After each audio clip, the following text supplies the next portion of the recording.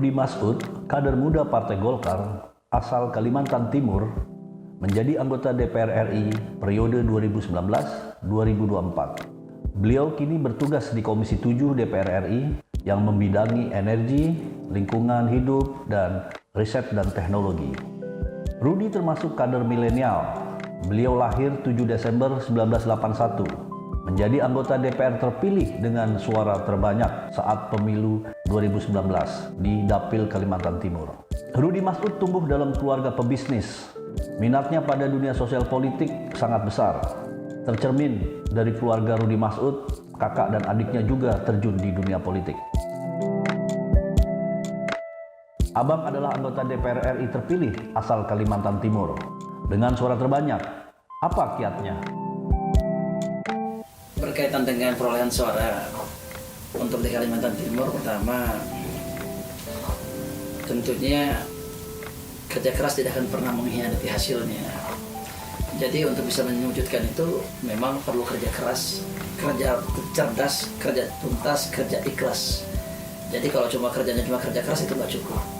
Kalau cuma kerja ikhlas aja juga tidak cukup. Memang harus dikombinasikan. Yang paling utama untuk bisa meraih suara maksimum adalah pertama harus fokus. Yang kedua manjada wajadah. Siapa yang bersungguh-sungguh, insya Allah dia pasti akan berhasil. Memang suara ini mungkin agak susah untuk dipecahkan, termasuk saya sendiri, karena kenapa pada saat itu memang kami melaksanakan kunjungan 10 kabupaten kota tanpa terkecuali. Kami memang melaksanakan langsung turun ke lapangan. Memang door to door, memang kami tidak pernah lagi melihat siang jadi malam, malam jadi siang. Semuanya kita jalankan pertama dengan penuh keikhlasan. Tujuan yang paling utama bagaimana ada legislator dari Kaltim yang betul-betul adalah putra dari Kalimantan Timur yang bisa untuk memperjuangkan masyarakat Kalimantan Timur. Karena perlu diketahui bahwa masyarakat Kalimantan Timur ini, penduduk kami yang ada di Kalimantan Timur hampir 8% adalah pengangguran. Padahal daerah kami adalah daerah yang kalimatnya yang paling ideal itu adalah Gemari Palo Jenawi, Toto Kentram Kerto Raharjo.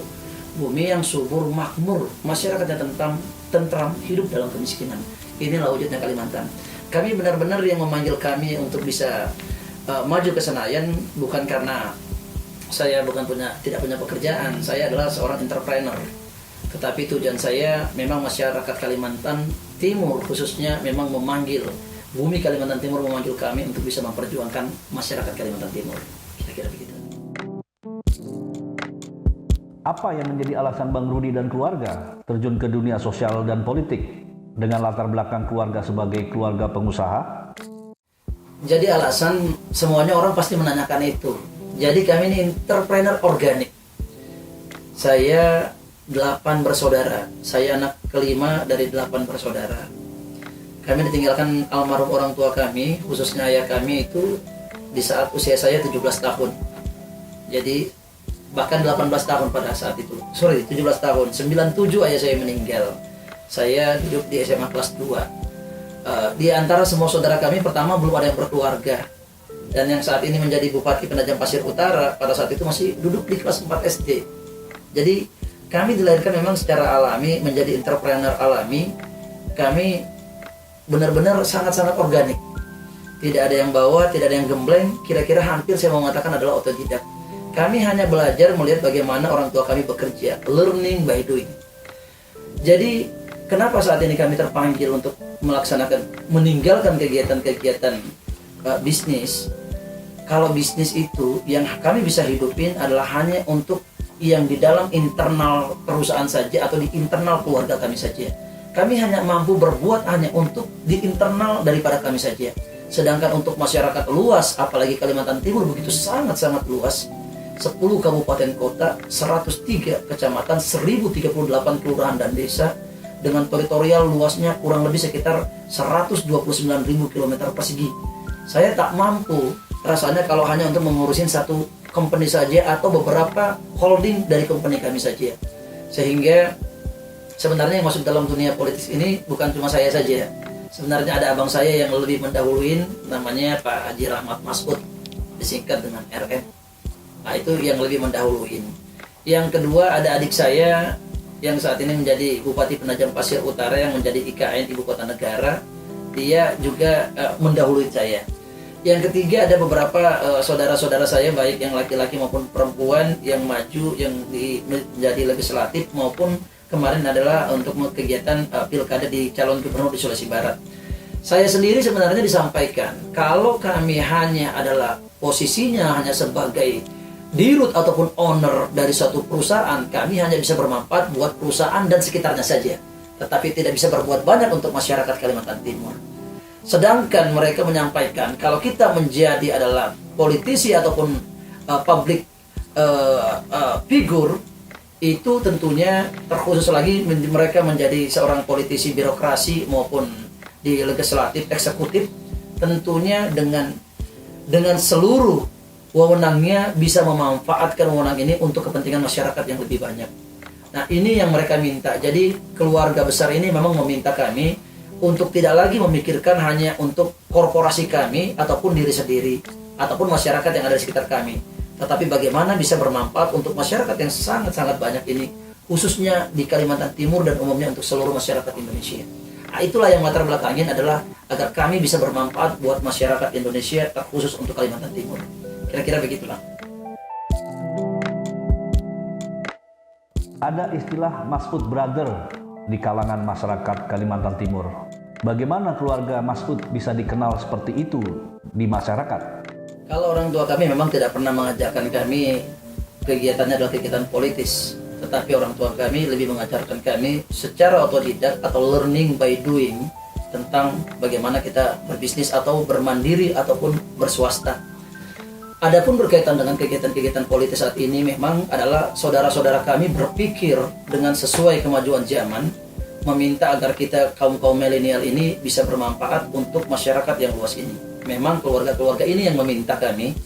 Sebenarnya bukan keluarga kami ini yang meminta, tetapi masyarakat Kalimantan Timur ini yang meminta agar keluarga ini pertama adalah bisa bermanfaat untuk masyarakat Kalimantan Timur.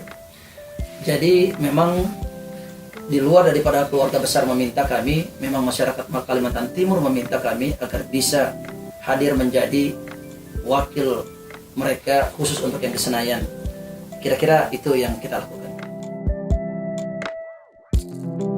Komisi 7 DPR RI membidangi energi. Apakah ada tugas dan misi khusus yang diemban oleh Bang Rudi di Komisi 7? Masyarakat Kalimantan Timur ini semuanya tertinggal. Tidak ada yang tidak tertinggal di Kalimantan Timur. Kalimantan Timur ini memberikan kontribusi yang luar biasa untuk NKRI. Bahkan mungkin daerah yang paling tidak pernah ada konflik adalah Kalimantan Timur. Kalimantan Timur kira-kira seperti anak manis. Ya, kalau diminta A dia A, kalau diminta B dia B. Tetapi sayangnya Kalimantan Timur yang begitu kaya akan sumber daya alam ini tidak balance. Tidak ada legislator-legislator dari Kalimantan Timur ini yang bisa memperjuangkan secara maksimal untuk Kalimantan Timur. Pertama mungkin karena situasional yang terjadi di parlemen. Yang kedua adalah karena situasi dan kondisi yang tidak memahami secara utuh Kalimantan Timur.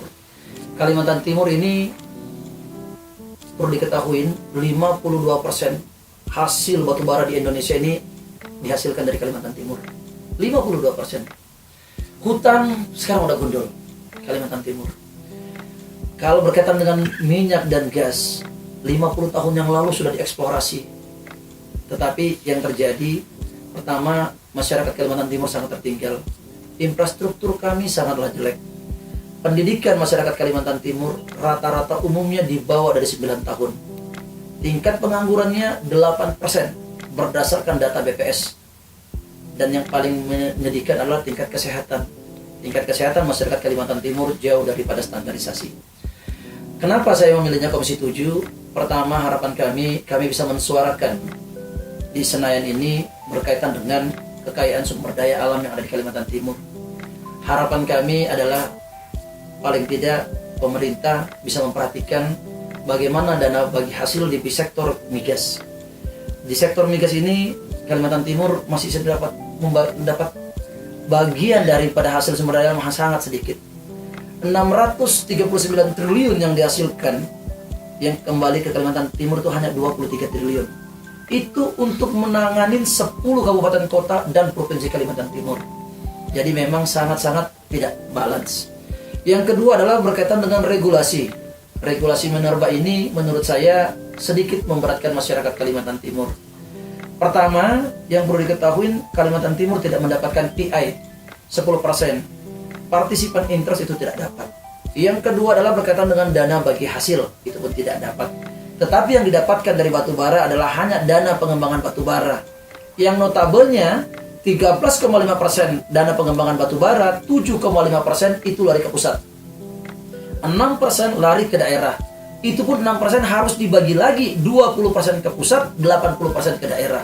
Singkat kata, singkat cerita, provinsi mendapatkan 8 triliun, sementara pusat mendapatkan 13,5 triliun. Yang rusaknya, yang hancurnya, yang diambil kekayaannya adalah dari Kalimantan Timur, sementara Kalimantan Timur mendapatkan porsi yang tidak sebanding. Ini semuanya yang memberatkan masyarakat Kalimantan Timur. Kenapa sedikit sekali mendapatkan dana bagi hasilnya? Karena ini tadi berkaitan dengan regulasi yang tidak dikawal oleh legislator-legislator yang ada di Kalimantan Timur. Itulah kenapa saya memilih di Komisi 7. Yang kedua adalah berkaitan dengan hasil-hasil minyak dan gasnya. Saat ini menyedihkan sekali determinasi blok-blok yang ada di Kalimantan Timur. Apakah itu blok Mahakam, apakah itu PHKT, apakah itu PHSS, Pertamina Hulu Sanga-Sanga. Ya, setelah 50 tahun yang sisa adalah yang tinggal sisa-sisanya aja, di mana semuanya secara alamiah sumur minyak dan gas yang ada di Kalimantan Timur itu turun drastis. Memang pertama usianya sudah tua, yang kedua tingkat investasinya yang tidak terkontrol. Artinya tidak terkontrol, tidak sesuai dengan lagi kebutuhan yang ada dibutuhkan untuk sumur-sumur tua ini. Jadi investasinya memang begitu terlalu banyak. Inilah kenapa saya masuk di Komisi 7. Harapan kami di Komisi 7 ini masih ada secerca harapan, paling tidak berkaitan dengan IDD. IDD itu adalah Indonesian Deep Water Development. Ini yang akan insya Allah ke depannya akan menjadi tulang punggung berkaitan dengan minyak dan gas yang ada di Kalimantan Timur. Nah, kira-kira begitu.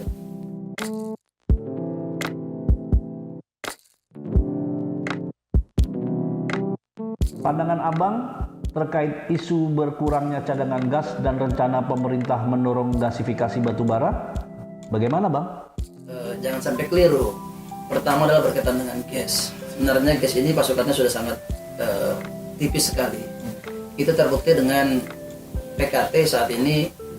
Saya mau mengatakan bahwa kita kekurangan gas. Jadi trennya dari 4 di sana yang beroperasi hanya tinggal 2 karena pasokan gasnya yang sekarang sudah sangat minim. Yang kedua, perlu saya sampaikan bahwa berkaitan dengan batubara. Batubara ini harapan saya pemerintah beserta dengan seluruh korporasi ini bisa memikirkan bagaimana supaya batubara ini tidak dikeruk. Kenapa? Kita mengeruk kekayaan kita ini semaksimalnya. Artinya tidak ada ukuran, artinya tidak diwariskan untuk generasi-generasi berikutnya. Problemnya saat ini adalah yang dijual batubara adalah dalam bentuk mentah. Saya kemarin sempat menyampaikan di dalam kegiatan RDP, kalau bisa mulut-mulut tambang untuk membangun power plant itu adalah di mulut-mulut tambang. Tujuannya adalah apa? Kalau bisa yang dilakukan, mulut tambang pertama akan agar kosnya menjadi lebih murah. Yang kedua, tingkat pencemarannya akan menjadi lebih sedikit berkaitan dengan play as bottom asnya. Dan yang ketiga yang paling utama, kalau toh mau menjual produk jadinya adalah dijual dalam bentuk produk yang jadi, misalkan listriknya. Listriknya lah yang didistribusikan. Misalkan kita distribusikan ke Malaysia, atau kita distribusikan dia ke Singapura, ataupun di sekitaran provinsi-provinsi yang di sekitaran Kalimantan Timur. Apakah itu Pulau Jawa, apakah itu Pulau Sulawesi yang dekat daripada Kalimantan Timur. Tujuannya untuk apa? Yang dikirimkan adalah listriknya yang didistribusikan, bukan batu baranya. Karena kalau batu baranya didistribusikan dari Kalimantan ke Pulau Jawa, pertama akan timbul kos. Yang kedua, tingkat pencemaran yang banyak. Nah, kalau misalkan IPP-nya ini yang dibangun, power plant yang dibangun di mulut tambang, maka ini pertama terjadi efisiensi. Yang kedua yang perlu diperhatikan berkaitan dengan pabrik-pabrik ataupun industri. Industri di Kalimantan itu hampir tidak ada di luar daripada PKT. Cuma ada PKT doang. Adapun juga power plant sedikit sekali menggunakan gasnya. Terbatas yang banyak adalah menggunakan batu bara karena pertama harganya akan jauh lebih murah, lebih ekonomis, tapi tidak memperhatikan dengan dampak lingkungannya. Sementara pabrik-pabrik ini paling banyak beroperasi di Indonesia bagian barat, khususnya daerah Pulau Jawa maupun di Pulau Sumatera. Sementara gas-gas ini saat ini yang paling banyak adalah di Indonesia Timur. Kalau membangun infrastrukturnya dan sebagainya itu sangatlah mahal. Itu kenapa kemarin berkaitan dengan pembangunan Jargas, saya sedikit agak kurang setuju. Kenapa saya kurang setuju? Kalau mau membangun berkaitan dengan Jargas, khususnya untuk sambungan rumah tangga, itu cocoknya dilaksanakan di daerah padat penduduk. Ingat, penduduk masyarakat di Indonesia 60% ada di Pulau Jawa, 20% ada di Sumatera. Sementara di Kalimantan penduduknya sedikit sekali.